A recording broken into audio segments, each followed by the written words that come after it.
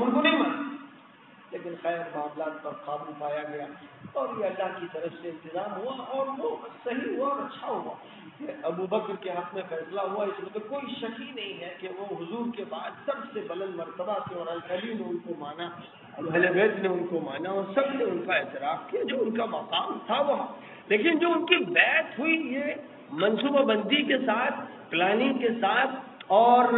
اجتماع عام میں اور شورا کے فیصلوں کے ساتھ نہیں ہوئی، یہ بھی ایک واقعہ ہے۔ حضرت عمر کہتے تھے کانت بیعت ابی بکر فلتتن، بس ایک اچانک صورتحال پیدا ہوئی کہ ان کی بیعت ہو گئی۔ یعنی ان لوگوں کے سامنے ایسی کوئی بات نہیں تھی کہ حضور نے ترتیب مقرر کی کہ پہلے ابو بکر ہوں گے، پھر عمر ہوں گے، پھر عثمان ہوں گے، پھر علی ہوں گے۔ بعض حدیثیں ایسی نقل کی گئی ہیں کتابوں میں جن میں اس طرح کے اشارات بیان کیے گئے ہیں، لیکن جو عمل ہوا اور اس موقع پر جو بات کی گئی کسی نے یہ نہیں کہا، نہ بعد میں نہ پہلے، کہ حضور نے فرمایا تھا کہ ابو بکر خلیفہ ہو، کسی نے نہیں کہا۔ حضرت عمر کا بھی بیان ہے کہ نہیں ایسی کوئی بات نہیں تھی۔ ابو بکر صدیق نے بھی یہ نہیں کہا کہ میرے بارے میں حضور نے فرمایا، نہ کسی نے کہا۔ بس اس وقت ایک ہنگامی صورتحال کا فیصلہ تھا اور مبارک فیصلہ تھا جس کو حضرت علی نے مانا، تاخیر سے مانا۔ حالات بہت ہی زیادہ بحرانی ہو گئے تھے اور دھیرے دھیرے ان پر قابو ہوا، کیونکہ یہ تو بات جانتے ہی تھے حضرت علی کہ ابو بکر جیسا مخلص نہیں ملے گا اور جو حضور سے ان کو قرب حاصل تھا وہ تسلیم شدہ ہے۔ لیکن ابو بکر اور عمر کی جو خلافتیں ہوئیں اس میں انہوں نے جانیں کھپا دی اور یہ طے کر لیا کہ اپنے خاندان کے کسی فرد کو کوئی عہدہ نہیں دینا اور اپنے لیے بیت المال کی دولت نہیں لینا۔ یہ ان کے ایسے کڑے فیصلے تھے جن کی مثال النظیر نہ ماضی میں تھی اور نہ بعد میں سامنے آئی، اس لیے کسی کو اعتراض کا موقع ملا نہیں۔ ایک مجوسی شخص نے جو مسلمانوں میں گھسپیٹیا تھا حضرت عمر کو شہید کر دیا، وہ ایک بہت خطرناک قسم کے مقاصد کے لیے کام تھا جو کیا گیا۔ اب حضرت عثمان کا جو دور آیا اس میں بہرحال ان کی طبیعت کی وجہ سے کچھ ڈھیلا پن تھا، لیکن ان کی شخصیت کا جو اعتبار تھا اور جو اعتماد تھا اور جو ان کی طرف سے اسلام کی خدمات ہوئی تھی اور جو ان کی طبیعت میں شرم اور حیا تھی، یہ ساری چیزیں ایسی تھیں کہ سب ان کی عزت کرتے تھے، احترام کرتے تھے۔ لیکن پھر کچھ فیصلے قریب کے لوگوں کے دباؤ میں کچھ تعلق میں ایسے ہوئے کہ پھر انقلاب آیا۔ اب حضرت علی کی جو خلافت آئی تو اس انقلاب کو بنیاد بنا کر معاویہ نے کہا کہ ہم بیعت نہیں کرتے۔ یہ ان کی غلطی تھی اور اتنی بڑی غلطی تھی کہ حضور صلی اللہ علیہ وسلم نے جو پہلے سے پیشین گوئی کی تھی کہ وہ باغی گروپ کے سربراہ ہوں گے، وہ اس طرح ظاہر ہوئی کہ حضرت عمار کے بارے میں حضور نے فرمایا تھا کہ ان عمار تقتلہ الفئۃ الباغیہ، حضرت عمار شہید ہوئے، وہ حضرت علی کی فوج میں تھے، بہت زبردست ان کا کردار تھا اور ان کو مار دیا معاویہ کی فوج کے کسی شخص نے۔ جب ان کو شہید کر دیا گیا تو عمرو بن العاص جو معاویہ کے بعد نمبر 2 پر تھے اور زبردست کمانڈر تھے، وہ آئے بھاگے ہوئے، انہوں نے کہا کہ جناب معاویہ عمار کو مار دیا، عمار شہید ہو گئے۔ وہ یہ کہنا چاہتے تھے کہ حضور نے یہ فرمایا تھا ان عمار تقتلہ الفئۃ الباغیہ، اس کا مطلب یہ ہوا کہ اب ہم لوگ باغی ہیں۔ تو حضرت معاویہ جھلا گئے، کیا بات کرتے ہو، ہم نے کہاں مارا، علی نے مارا، کیوں لائے وہ؟ یہ انہوں نے طرز اختیار کیا جو ظاہر صحیح نہیں تھا۔ اب پھر آئیے اب قرآن سے دیکھا جائے، قرآن کے آئینے میں دیکھا جائے کہ کون کیا بات کر رہا ہے۔ مسلمانوں پر خلیفہ راشد سے بیعت واجب ہے، وہ نہیں کر رہے ہیں۔ مسلمانوں پر لازم ہے کہ وہ رویہ اختیار کریں جس میں قتل و قتال نہ ہو، وہ اس کو نہیں تسلیم کر رہے ہیں اور ان کو بتایا جا رہا ہے کہ اب آپ کے باغیہ میں زبان نبوت سے طے ہو گئے ہیں اور انہی کا کمانڈر بتا رہا ہے، تو غصے میں آگے سے باہر ہوئے جا رہے ہیں۔ یہ وہ ساری چیزیں ہیں جس میں قرآن کی روشنی میں وہ ان کی حیثیت مجروح ہوتی چلی جا رہی ہے۔ اور پھر اسی طرح کہ وہ صحابہ کرام میں ایسے بھی اور ایسے بھی اور ایسے بھی، اور کوئی کسی زمانے میں ایسا پھر کسی زمانے میں ویسا، یہ سب ہوتا رہا۔ اور پھر اس کے بعد وہ دور آیا سن 56 کا جس میں انہوں نے حج کر کے اپنے بیٹے یزید کے لیے اعلان کیا کہ اب اس کو میں ولی عہد بنا رہا ہوں۔ وہ خوب جانتے تھے کہ یہ اس کے لائق نہیں، اور یہ تعبیر ہی نہیں ہے، یعنی صحابی کا بیٹا ہونے کے باوجود صحابی اسے کہتے ہیں کہ جو نیک اور صالح ہو اور صحابہ کرام کا اتباع کرے۔ یہ شخص ایسا نہیں ہے، یہ شکار کھیلتا ہے، کتے پالتا ہے، شراب پیتا ہے، بگڑا ہوا ہے، باپ سے بچ بچ کے کرتا ہے، کہیں رپورٹ پہنچتی ہے کبھی نہیں پہنچتی ہے، شکایتیں آتی ہیں اور پھر یہ کہا جاتا ہے نہیں ہے اب اسے توبہ کر لی ہے وہ ٹھیک ہے۔ تو حضرت معاویہ جاتے ہیں حج میں، اعلان کرتے ہیں، ظاہر کہ سینکڑوں صحابہ اس وقت موجود تھے، صحابہ کی موجودگی میں ایک ایسے شخص کو ترجیح دینے کا کوئی جواز نہیں تھا۔ اور پھر حسین ابن علی تھے اور عبداللہ ابن عمر تھے اور عبداللہ ابن زبیر تھے اور عبد الرحمن ابن ابی بکر تھے، جن سے انہیں خطرہ تھا، اور اسی خطرے کی وجہ سے مدینے جا کر انہوں نے ان کو طلب کیا اور بہت ہی سخت قسم کی وارننگ دی، اور اس کے بعد پھر وہ واپس چلے گئے۔ 60 میں انتقال ہو گیا۔ اب یزید کرسی میں بیٹھ گیا،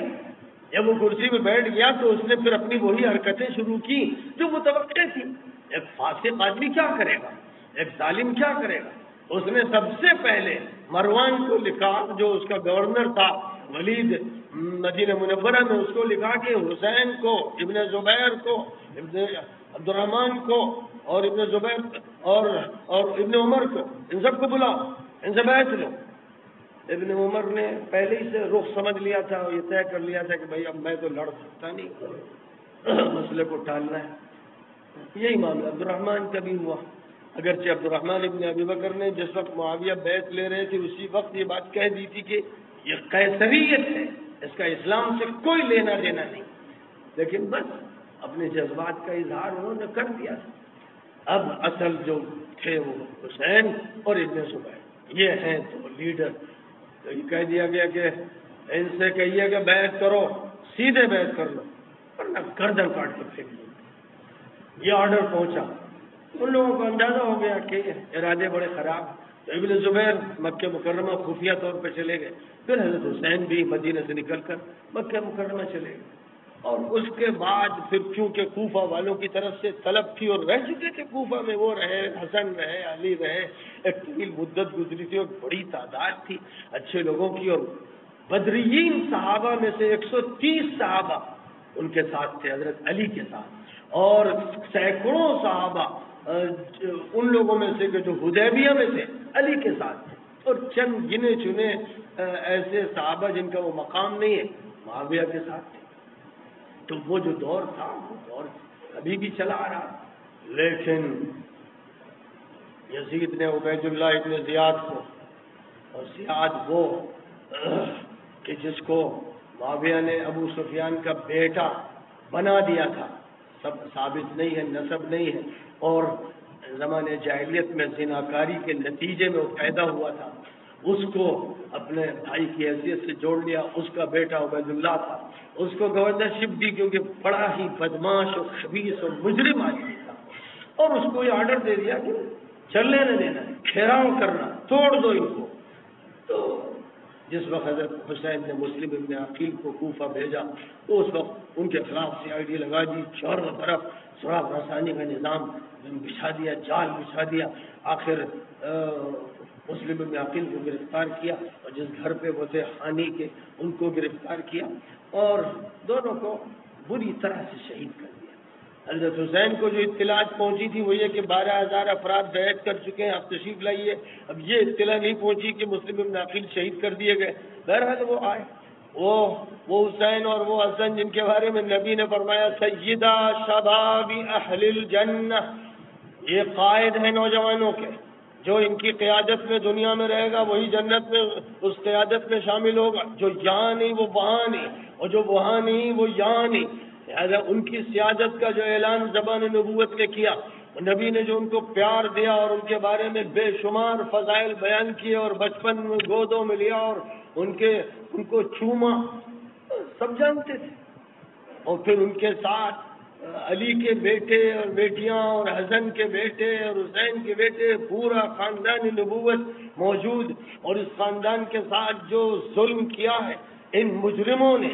ان کے اس جرم کی سزا تو اللہ ہی دے گا، لیکن دنیا میں یہ سزا ان کو مل رہی ہے کہ پوری تاریخ میں اس وقت سے لے کر آج تک کی تاریخ میں تمام اہل علم، اہل دین، اہل تقوی کی ان پر لعنتیں پڑ رہی ہیں، اور ساری امت اسلامیہ حضرت حسین کے قدموں میں پڑی ہے اور ان کی عظمت اور ان کے مقام کے گن گا رہی ہے اور ان کی شہادت کے تذکرے کر رہی ہے۔ محرم میں افسوسناک بات یہ ہے کہ حضرت حسین اور ان کے خاندان کے لوگوں کے تذکرے شیعہ کر رہے ہیں،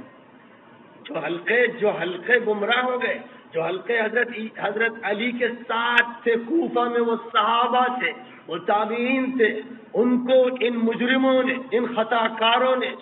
علی کے شیعہ کہا، شیعان علی، اور شیعہ کے معنی جماعت کے ہوتے ہیں۔ قرآن پاک میں حضرت ابراہیم کو حضرت نوح کا شیعہ قرار دیا گیا، وَإِنَّ مِن شِيعَتِهِ لَإِبْرَاهِيمَ، نوح کے شیعہ ابراہیم تھے، تو حضرت علی کے شیعہ کہلاتے تھے جو ان کے ساتھ تھے۔ بگڑے ہوئے سنیوں نے، معاندوں نے، دشمنوں نے، قاتلوں نے ان سب کو شیعہ کہہ دیا، یعنی فرقہ بنا دیا، خارج کر دیا، اور پھر ان ظالموں نے کسر نہیں چھوڑی کہ حضرت حسین کے بیٹے علی، ان کے بیٹے زید، ان کے بیٹے محمد الباقر اور محمد کے بیٹے جعفر الصادق، اور ان کے بعد ان کے دیگر حضرات جو اہل سنت کے امام تھے، ان کے سروں پہ بٹھائے جاتے تھے، آنکھوں میں سجائے جاتے تھے۔ ابو حنیفہ نے زید سے پڑھا، امام زید سے پڑھا، ابو حنیفہ نے امام محمد بن الباقر سے پڑھا، ابو حنیفہ نے جعفر الصادق سے پڑھا، اور امام مالک ان سے محبت کرتے تھے اور اشاروں میں حکومت کے خلاف فتویٰ دیتے تھے، اور امام مالک ان کی محبت میں امام شافعی اتنے دیوانے تھے کہ انہوں نے یہ فرما دیا کہ ان کان رفضا حب آل محمد فلیشہد الثقلان انی رافضی، اگر آل محمد سے محبت یہ رفض ہے، رافضیت ہے، تو پھر میں رافضی ہوں، آسمان و زمین اور جن اور انس گواہی دیں کہ میں رافضی ہوں۔ اور حضرت شافعی یمن تشریف لے گئے، یمن میں اہل بیت کا عروج تھا، ان کے ہاتھ میں طاقت تھی، لہذا الزام لگا دیا گیا شافعی پر کہ یہ اہل بیت کے ساتھ ہے۔ ان اہل بیت کو کربلا میں قتل کیا گیا، جن اہل بیت کو حضرت زید کے خروج کے وقت قتل کیا گیا، جن کو حضرت یحییٰ کے خروج کے وقت قتل کیا گیا، جن کو حضرت ذوالنفس الزکیہ کے خروج کے وقت قتل کیا گیا۔ تو حضرت شافعی کے بارے میں یہ کہا گیا کہ یہ ان سے ملے ہوئے ہیں۔ تو بنی عباس کی طرف سے اس وقت خلیفہ ہارون رشید تھے، انہوں نے آرڈر بھیجا اپنی پولیس کو کہ شافعی کو گرفتار کر کے لاؤ۔ تو امام شافعی کو یمن سے اس حالت میں لایا گیا کہ پیروں میں بھیڑیاں تھیں، ہاتھوں میں ہتکڑیاں تھیں، اس حالت میں بغداد حاضر کیا گیا ہارون رشید کے سامنے۔ پھر ہارون رشید نے ان سے جب بات کی تو ان کے علم سے وہ متاثر ہوا، اور محمد بن الحسن امام ابو حنیفہ کے شاگرد نے ان کے حق میں سفارش کی، اور پھر امام شافعی چھوڑ دیے گئے۔ امام احمد بن حنبل کو حکومت نے جیل میں رکھ کر کوڑے لگائے۔ تو پھر یاد رکھنا چاہیے کہ بنی امیہ، بنو عباس کی حکومت میں اکثر ظالم پیدا ہوئے، کچھ اچھے لوگ تھے جیسے عمر بن عبدالعزیز، اور کچھ حضرات بنو عباس میں بھی ہوئے خال، لیکن جو نظام موروثی جناب معاویہ نے یزید کے ذریعے شروع کیا وہ امت کی پہچان بن گیا۔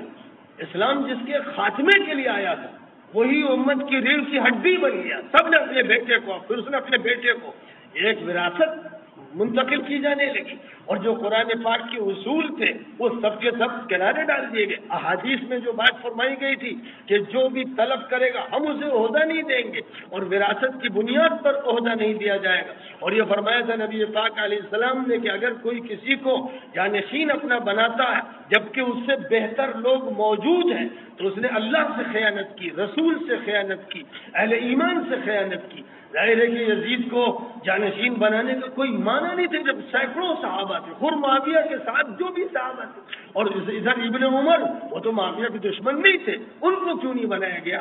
اور عبد الرحمن ابن ابی بکر کا انتخاب کیوں نہیں کیا گیا؟ ایک ایسے مجرم اور فاسق کا انتخاب کیوں کیا گیا؟ ظاہر ہے کہ اصول قرآن کے چلیں گے، حدیث کے چلیں گے، اور جو حدیثیں لوگ پیش کر دیتے ہیں لا تسبوا اصحابی، وہ ان کی جہالت ہے۔ صحابہ کے الگ الگ مقامات ہیں، کس کے بارے میں کس سیاق میں یہ بات فرمائی گئی تھی؟ عبد الرحمن ابن عوف سے خالد ابن الولید کا کچھ جھگڑا ہوا تو خالد ابن الولید کو حضور نے ڈانٹا اور کہا کہ ہمارے ان صحابہ کے بارے میں یہ زبان اس طرح مت چلایا کرو۔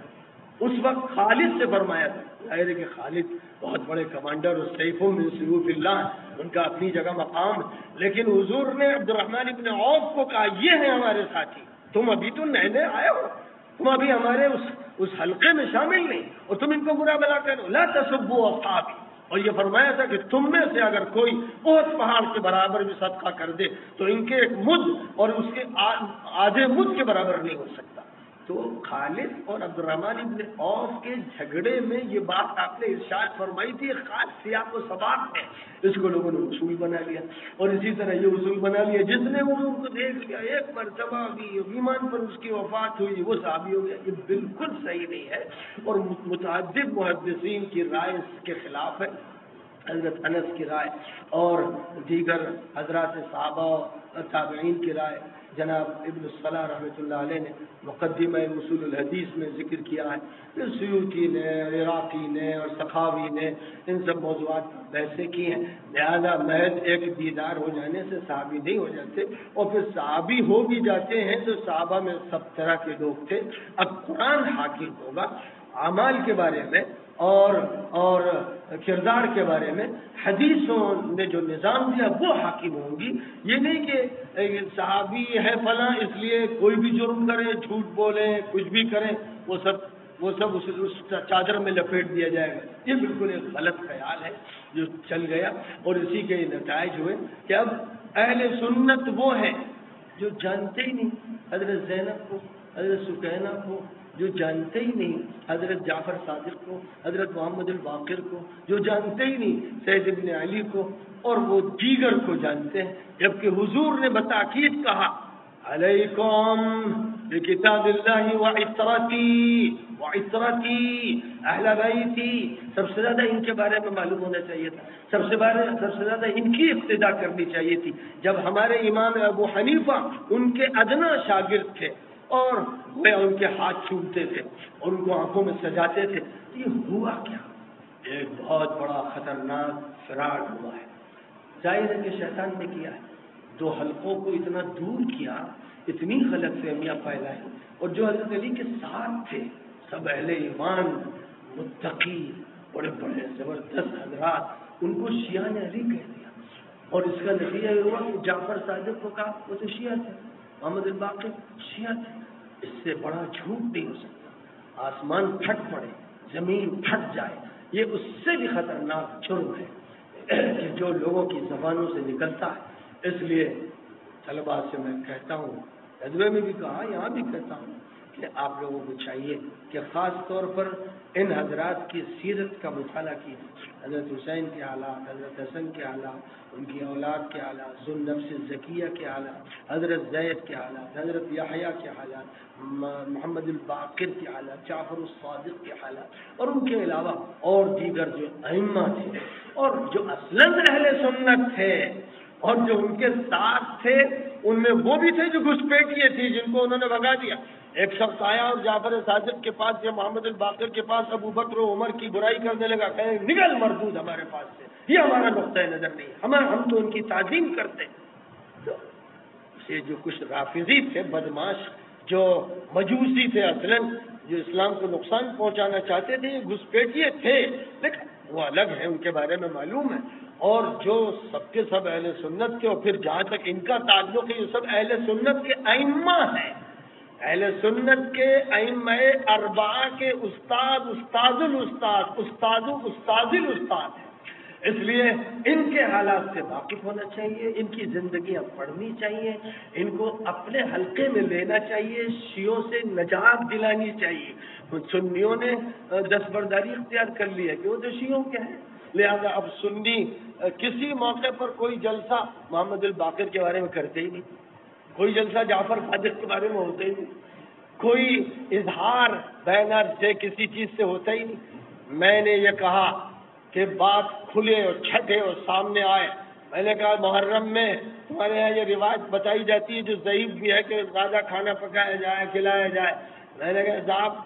پانی بند کیا گیا تھا کربلا میں، تم لوگ سبیل لگاؤ ان حضرات کے نام سے، حضور کے اہل بیت کے نام سے، تاکہ یادیں تازہ ہوں اور سنیوں کو بھی اسٹرائک ہو، وہ دیکھیں کہ تم نے جن کو چھوڑ دیا اپنا نہیں سمجھتے، یہ تمہارا جہل ہے،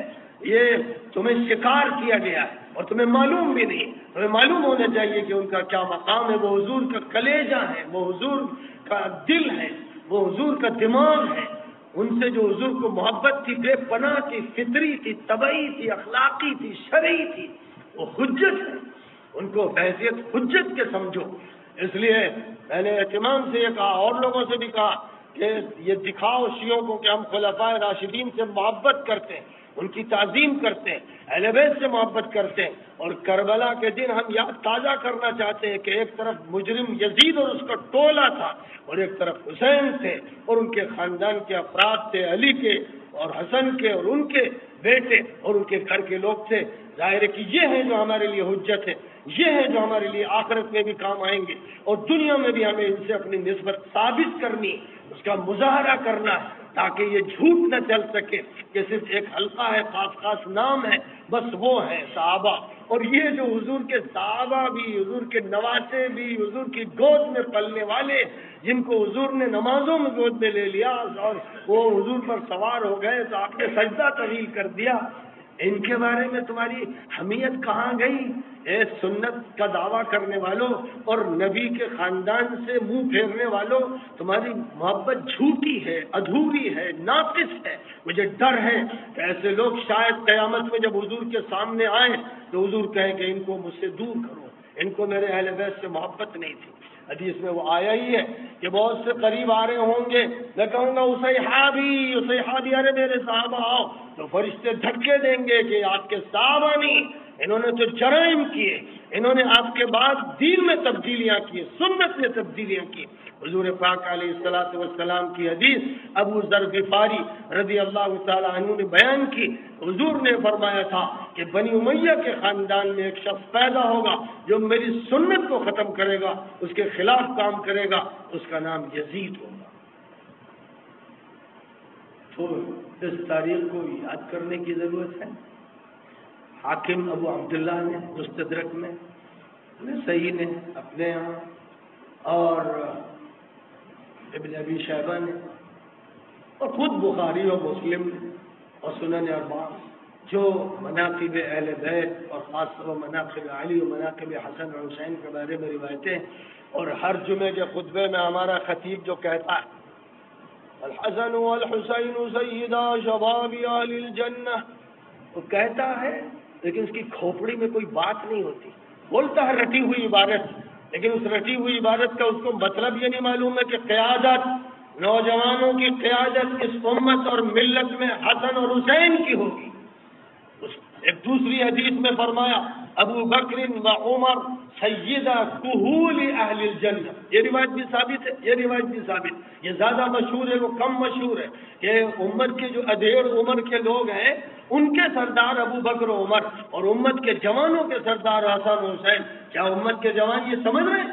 کیا ان کے سامنے یہ نمونے ہیں؟ کیا وہ یہ سمجھ رہے ہیں کہ ایک نمونہ حسن کا تھا معاویہ کے ساتھ اور ایک نمونہ حسین کا تھا یزید اور اس کے ٹولے کے ساتھ؟ جو مجرم ہے ناصبی، وہ کہتے ہیں کہ حضور نے فرمایا تھا جب ایک کی بیعت ہو جائے دوسرا نکلے تو اسے قتل کرو، تو حسین کو نانا کے حکم کی بنیاد پر قتل کیا گیا۔ ایسے لوگوں کے خدا منہ توڑ دے، جبڑے پھاڑ دے، یہ مجرم و منحوس لوگ ہیں، انہیں شرم و حیا نہیں، نہ نبی کی شرم، نہ فاطمہ کی شرم، نہ علی کی شرم، جن کو معلوم نہیں کہ کیا حدیثیں ہیں اور کیا بنیادیں، کس بنیاد پر حسین اٹھے اور کس بنیاد پر انہوں نے یہ لڑائی لڑی، وہ پوری امت کے اور ملت کے نوجوانوں کے لیے نمونہ پیش کر دیا۔ جب بھی کوئی یزید سامنے آئے، جب بھی کوئی مجرم آئے، آج کل کے سعودی عرب کا محمد بن سلمان ہو، امارات کا محمد بن زائد ہو، مصر کا سیسی ہو، لیبیا کا حفتر ہو، تیونس کا بن علی ہو، یمن کا عبداللہ صالح، یا اس وقت کا موجودہ مظاہرہ کرنے والا نمائشی حاکم ہو،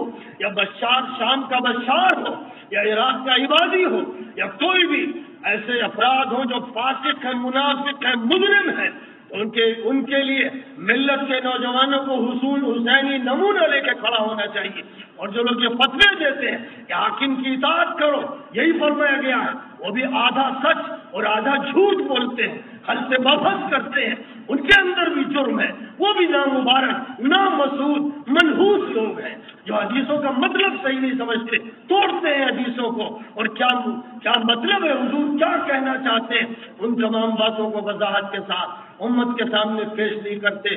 ایسے لوگوں کے خلط مبحث سے امت کو نجات دلانے کی ضرورت ہے کہ پھر دوبارہ وہ عہد واپس آئے جو عہد مدینہ منورہ کا تھا، حضور پاک کی حیات میں، ابو بکر کی حیات میں، عمر کی حیات میں، عثمان کی حیات میں جو منظر تھا، علی کا جو مقام تھا، حسن حسین کا جو مقام تھا، العترہ اور اہل بیت کا جو مقام تھا، اسے واپس لانا چاہیے، کیونکہ جو بعد کا دور ہے شام میں معاویہ کا اور پھر یزید کا، وہ تو اتنا مجرمانہ ہے، اتنا نامسعود و نامبارک ہے، ایسا قاتلانہ ہے کہ اس کو تو صرف اس لیے پیش کرنا چاہیے کہ اس پر لعنت برسائی جائے، اسے دستبرداری اختیار کی جائے، اس کو پیش کیا جائے ایک کفر کے نمونے کے طور پر یا نفاق کے نمونے کے طور پر، اور حضرت حسین کی شہادت کا تذکرہ ہو اور ان کے خاندان کے ایک فرد کے آگے بڑھ کے جانثاری کے تذکرے ہو، انہیں تذکروں سے امت کو زندہ کیا جائے، امت کے خون کو گرمایا جائے، اور آج کل کے یزیدی حکمرانوں کے خلاف فضا بنائی جائے، طاقت جوڑی جائے، مقابلہ کیا جائے، ان کے خلاف زبان کھولی جائے، عمل کی طاقت ہے تو عمل اختیار کیا جائے، اس سے کم پر کوئی طریقہ کار نہیں ہے قناعت کر لینے کا، اتفاق کر لینے کا۔ یہ وہ درد دل ہے اور یہ وہ حقائق ہیں جو مستور ہیں، مغمور ہیں یا مہجور ہیں، اور جن کے ساتھ جو رویہ ہے ان کا جو اہل سنت کے بڑے شمار ہوتے ہیں، وہ رویہ دوغلا ہے، وہ رویہ نادرست ہے، ناقابل قبول ہے، اس کی اصلاح ضروری ہے۔ ہر دور میں ضرورت ہے کہ حقائق کو پھر سے زندہ کیا جائے، اور جو اصل دور تھا اسلام کا، اصل دور، اس کو تازہ کر دیا جائے۔ وآخر دعوانا ان الحمد